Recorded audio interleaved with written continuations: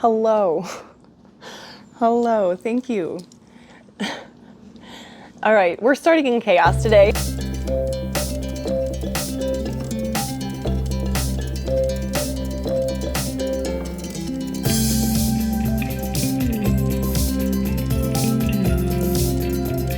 Hey guys, welcome back.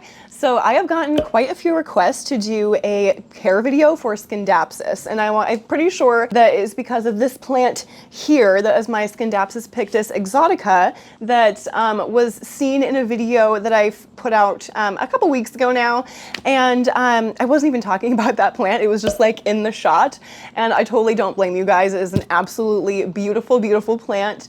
I think it's very easy to care for, so, but I really don't do much. So I wanted to go over kind of my care tips for Scindapsus just in general, because yeah, I have some things to say, or really I guess just like one thing to say, and it might be a little bit controversial perhaps, but I think it's really true. And in talking with my boyfriend, who has been a grower for years and years at this point, I would say he's probably darn near close to expert level as far as that goes. And he agrees with me. And we were talking about this the other day, and I just thought it was so funny because I never hear people talk about it that often. Every once in a while, someone will say this. But I just wanted to, I guess, reiterate, plants like neglect. Plants thrive on just the perfect amount of neglect, and it's just kind of on us to figure out what that level of neglect is that plant is going to thrive under the most. So, that being said, as far as Scindapsus go, I forget about them all the time. So the one that I pulled down is my smallest one, although I would say it is pretty large, considering it's a good sized plant. It was already trailing down a little bit when I first brought it home, but it has grown quite a bit. I actually don't remember when I got this. It's dripping on me, so I'm gonna put it on a coaster here. I don't remember exactly when I got this plant, but I got it in a video, so I will put the date in there for you because I'll be able to figure that out. But I'm gonna say I got it like a couple months ago, maybe 3 months ago, and it's grown quite a bit for me. Let me kind of show it to you again here. So this is my Scindapsus Silver Satin. SPP is what they called it at this nursery. I got this at Gully Greenhouse. Sorry if I'm looking in the viewfinder here. Just want to make sure that you are kind of in focus, although I have terrible vision, so I honestly can't really tell from here if it's in focus for you guys, but hopefully it is. But yeah, this guy has grown so much for me, and it's been so easy. So let me kind of tell you a little bit about what I mean as far as plants like neglect and plants thrive off of the right amount of neglect, because let's get real here. I have 4 different types of Scindapsus, which I will show you here shortly. And all 3 out of 4 of them live very close to each other. They live right next to each other in my entryway. And not only are they in the entryway, but they're like up on a shelf, as you will see. And yeah, all of the plants that are in my entryway, I forget about them all the time, like for weeks and weeks at a time. And only when I start to see leaves that are like really curly, like they'll curl in like this or like this. This is just been watered, as you can tell, because he's dripping on me. But yeah, they'll be really, this one's like still kind of a little bit curled. But I just wait for the plant to tell me, and I wait for a while. Like, they've probably been telling me that they want some water and some food for a while before I finally realize oh, it's been a while. I should probably give these guys something to eat. And then they just slurp it up, and they really appreciate it. I will say I do have I've got one kind of yellowing leaf. You can kind of see her in there, yellowing leaf in there. It's not fully yellow yet, so I'll wait to pluck it. But yeah, I will lose some of the upper leaves, some of the oldest leaves on the plant. They'll just get crispy and yellow because they get so dry. But it really doesn't bother me. They keep pushing out new growth. And even if it's not necessarily always from the top, although this guy is pushing out a new little leaf. I don't know if I'm able to show you. Where is it? Right here. See that little guy? He is pushing out a little leaf down there that is kind of from the top there, which is really cool, but that usually doesn't happen with this kind of plant. So what you could always do is just chop it once it gets, you know, nice and long, or whatever length that you want to kind of keep it. You can chop it right below there at a node and then just wait for it to root a little bit and then put it right back in the top of your plant to create a bushier, fuller looking plant from the top, which is easy to do. These guys are really easy to propagate. I usually like to just chuck these in water. I find that to be the easiest, and they grow really, really quickly, and then you can just transfer that from the water. I'll wait till the roots are about 2 inches long, I would say, and then I'll go ahead and put it just in a fresh pot or back into the mother plant. And then that just makes it nice and full and easy for you. As far as knowing when it's time to feed these guys, like I said, the leaves will get super, super curly. And another way that I like to check, and I think I've said this a bunch of times, I'm sure, but I just like to pick up the pot and see how light it feels. Like, this guy feels pretty darn heavy right now. I mean, he's been in the same pot since I got him, so he feels like very tight in there, and that tells me that it's probably getting kind of root bound and it's probably ready for a repot soon. But yeah, a couple days ago, before I watered this, he was feeling super light. Like, I picked it up, and I mean, I was honestly shocked that it didn't just topple over from the weight of the rest of the plant hanging down. It was time. It was definitely time. And it was time for all of those plants. So all of them just got a good water all at once. That doesn't always happen like that, but this particular time it happened to work out that way because I forgot about them for probably like 2 weeks, maybe even a little bit longer than that. At least 2 weeks I forgot about this plant, or all of those plants. And yeah, but they're doing fine. They're doing absolutely fine. You may have seen a few yellow leaves in the clips that I showed you earlier, or like next. Whenever I show you those clips of the plants that are in my entryway, you might see some yellow leaves on there. I just wait for them to crisp up, and then I pluck them off of there, and it's fine. It looks beautiful and lush, and you could never really tell. I have plucked probably like 4 or 5 crispy leaves off of this plant since having it, just because of the way that I personally care for these plants.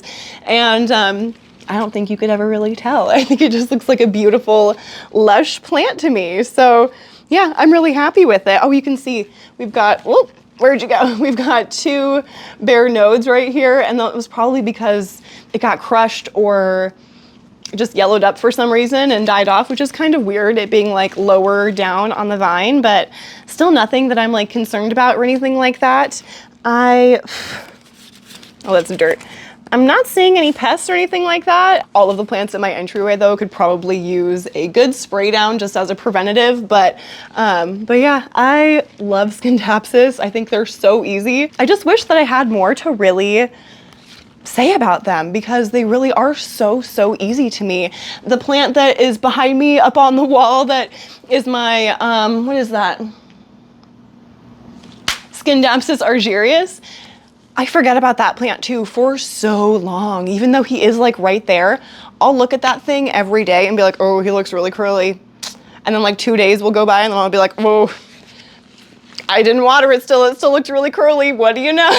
And just like continue that on. And then I'll usually, honestly, this is probably bad, but I will usually just wait until I start to see like a leaf yellowing, which is probably so bad of me, but you know, I just had surgery a while ago. I'm not gonna lie, this has been ongoing since way before I had my surgery, but that's fine. That's just how it goes sometimes. You know what I mean? My plant parenting skills are not 100% perfect, nor do I think they ever will be, because honestly, I'm a busy human being. You know what I mean? I feel like most of us are. We're trying to make life work, and sometimes that means that, you know, the plant care isn't always put first, and that's totally okay. Now I'm getting on a soapbox here about plant care and yada, yada, yada. I don't personally think that there is a right or wrong way to care for your plant. It's whatever works for you. And this is just what works for me as far as caring for my Scindapsus, is letting them really tell me when it's time to give them some water, and then just going ahead and listening to the plant when it's time. And maybe that means I wait a little bit long and I wait till the plant is like screaming at me rather than just being like, hey, I'm thirsty. He's like, hey, I'm gonna die. I might wait until it's at that point, but that's okay. You know what I mean? Like I said, they seem to thrive just fine, and I've got no complaints with my strategy here so far. Like I said, I wish I had more advice as far as care goes for these, but just listen to the plant, listen to yourself and what you think, and it's all about trial and error, you know what I mean? I have definitely overwatered Scindapsus before, and I think that's why I really have turned the opposite direction and just gone like, y'all can wait. Oh, you look thirsty? You can probably wait a couple more days. And that's because I have, I'm pretty sure at least, if not fully killed a Scindapsus by overwatering it, I've like really almost killed it before. So yeah, I just kind of learned from my mistakes and went with what works for me and in my environment. That might not be what works for you in your environment, and that is totally fine. But like I said, just listen to your plant, listen to what it's saying. If it's telling you that it's thirsty after a few days and that's not gonna work for you, you know what I mean? If you're gonna be too busy to wanna water that plant every 3 days, which honestly is kind of a lot, like I don't think I'd want to do that, then it might be time to pot that plant up into a larger pot, which I think is also absolutely fine. So I guess that is a tip that I have for your Scindapsus, or honestly just like for any plant. If you find that you are watering your plant too often for your liking, put it in a larger pot. Just make sure that the roots, if the root system is a little bit smaller for the pot that you're putting it in, just make sure that the roots are situated towards the top of the pot. So that way, when the soil stays wet for longer, it's not gonna keep your roots super wet because your roots are situated towards the top of the pot rather than the bottom where the soil is gonna stay wetter for longer. I hope that makes sense. I feel like I explained that in a super clunky manner. One more thing that I wanted to mention about Scindapsus and how I keep mine personally is light. So I keep all of my Scindapsus pretty darn close to a light source, whether that is natural light or a grow light. So they're getting pretty bright indirect light, and every once in a while just like the slightest bit of direct light, but mostly just nice bright indirect light. For my potting medium, again, nothing special. Like literally nothing special. Like I said, I've had this bad boy in just the same pot, therefore the same soil that it came in from the nursery. I do nothing special. Sometimes I don't even like add any amendments to the soil. It's just like plain soil that like, it's probably not great. It's gonna be compacted pretty quick probably, but that's it. Nothing special. Yeah, trial and error. Just try stuff out.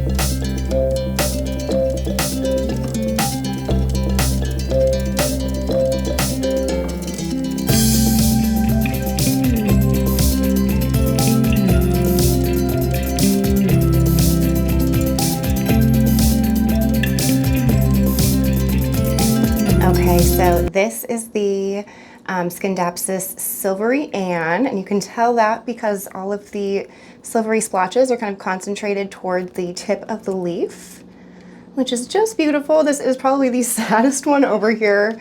We're kind of sparse on top, but these are all a little sparse on top just because of the way the sun hits in here through this little window next to me. But let me see if I can kind of untangle it a little bit. I should have done this beforehand.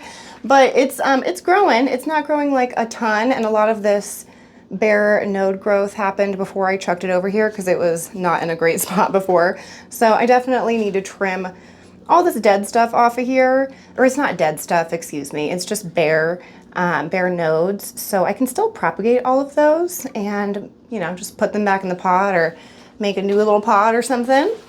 But yeah, and then this guy, I'm not even gonna try to pick him up because he is too heavy, but let me try and get you up there so you can see. This is my Scindapsus pictus exotica, and she is beautiful. This is super lush. So I think this plant, this Scindapsus, is the reason that I was getting so many requests to do a Scindapsus care video. Yeah, we'll get into the care, of course, if we haven't already, but yeah, it is absolutely gorgeous. It felt like there was a bug on there or like a webbing, but I don't see anything. I don't check these guys for pests very often at all, which is not great, but they're all just chilling up here together.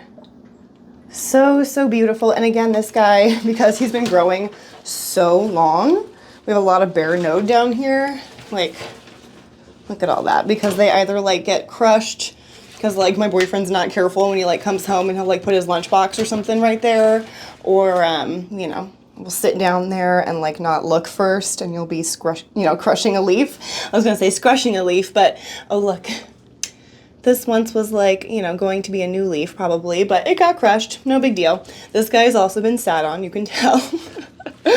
So I need to give him a trim and then just try to propagate the nodes. Oh, I just don't want to do that right now because it sounds like a lot of work. Okay, let me show you this other guy. Well, I watered him recently, so he's gonna be dripping. That's okay, we'll clean it up later. So this is my newest and like easiest to show you. Let's see, what is this? So this is a Scindapsus pictus silver satin is what the nursery called this one. And it is just beautiful. And I really like having this one sat next to, put this back, I like him sat next to the pictus because I just feel like you can really see the difference in the patterning of the leaves. So yeah, I really like having the silver satin next to the exotica because you can really see the difference. So like my thumb is on the silver satin and the other one is on the exotica. So you can really see that difference there. This one's a little bit more kind of splotchy.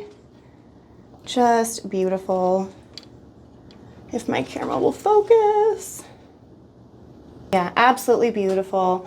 Okay, I have one other one to show you close up, but those are the three that hang out in my entry and get neglected. And they don't mind, you can tell. They don't mind too bad.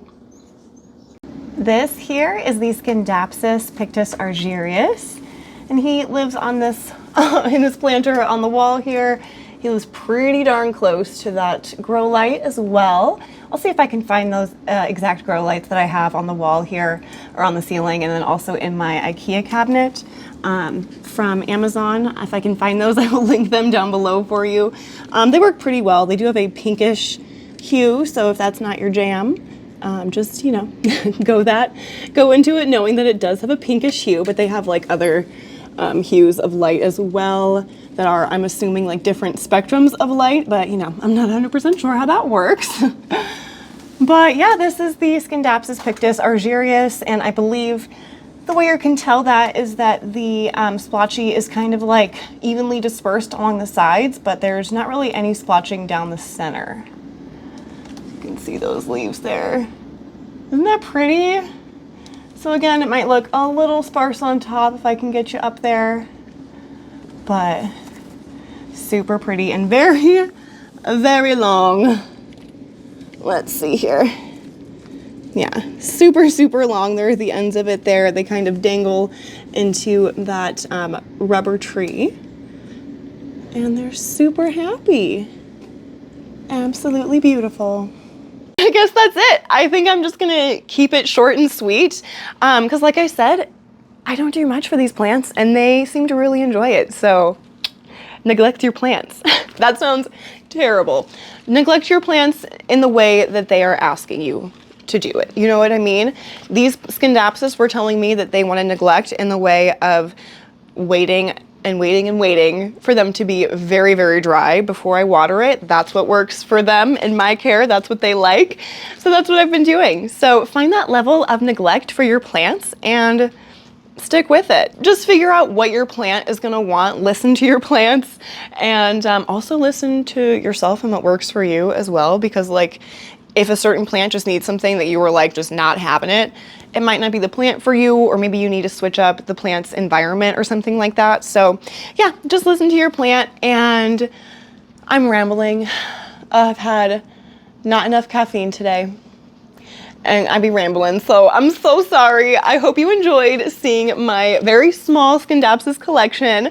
I would love to add more to my collection one day.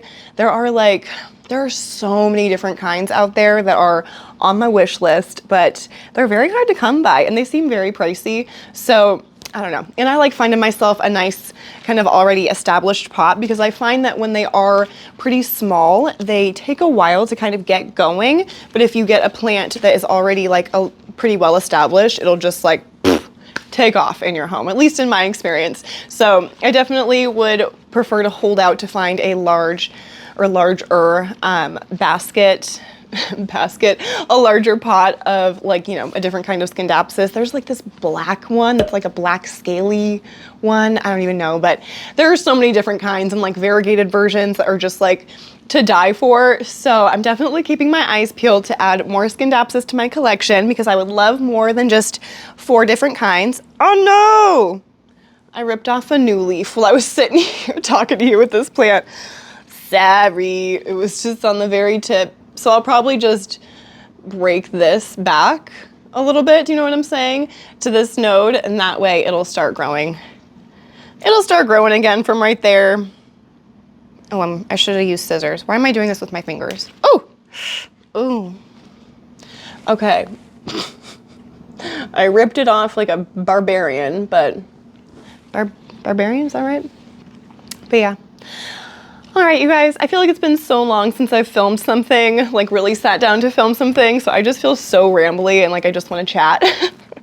So honestly, oh, that would be really fun. If you have any questions or anything like that for a future video, I would be more than happy to do a Q&A style thing so that you could learn a little bit more about me and more about my plants, of course, too. So definitely drop any questions that you have for me about, you know, my personal life or my plants or whatever down in the comments. That doesn't mean I'm necessarily going to answer all of them, but I will try to compile some and do a Q&A video, because that would be fun to chat and do that while I do like a repot or something like that. So yeah, so thank you so much for joining me, you guys. I hope you enjoyed my lax Scindapsus care tips and learned maybe a little something today about just listening to your plants.